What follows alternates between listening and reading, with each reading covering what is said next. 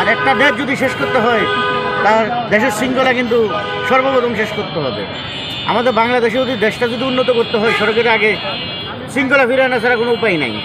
আর এখন বর্তমানে যে পরিস্থিতি আজকে যারা দেখলাম মানববন্ধন করছে তারা কত টাকার বিনিময়ে মানববন্ধন করছে এটা আমি তাদের কাছে আমার প্রশ্ন। আজকে তাদেরও চোখের দেখা এমন কোনো রাস্তা বাদ নাই, মন্ত্রী ভাড়া, হাইওয়ে রোড, যে জায়গাতে ধরেন বর্তমানে গুলশানের মতো ভিআইপি রোড, ভিআইপি জায়গা, এগুলোর মতো জায়গাও তারা রং সেট ছাড়া কোনো দিকে কিন্তু গাড়ি চালায় না। তাই তো আমার প্রশ্ন হলো, আমার গাড়ি বন্ধ করুক, এটা দেখার বিষয় না, কিন্তু আমার গাড়ি যদি বন্ধ করে শৃঙ্খলা ফিরে আনার মতো যদি গাড়ি যদি চালু করে আমি সেই গাড়ি চালাবো। কিন্তু আমার বাংলাদেশ শেষ করে তারা সড়কের ভিতরে আবার মানববন্ধন করবে, তাদেরকে মেন রোডে চলার মতো অনুমতি দিতে হবে। তারা তো আন্দোলন করছিল কিছুদিন আগে যে গল্লির ভিতর তাদেরকে চালানোর অনুমতি দেওয়ার জন্য, তাদেরকে তো গল্লির ভিতর চালানোর অনুমতি দেওয়া হয়েছে যে গল্লির ভিতর চলবে।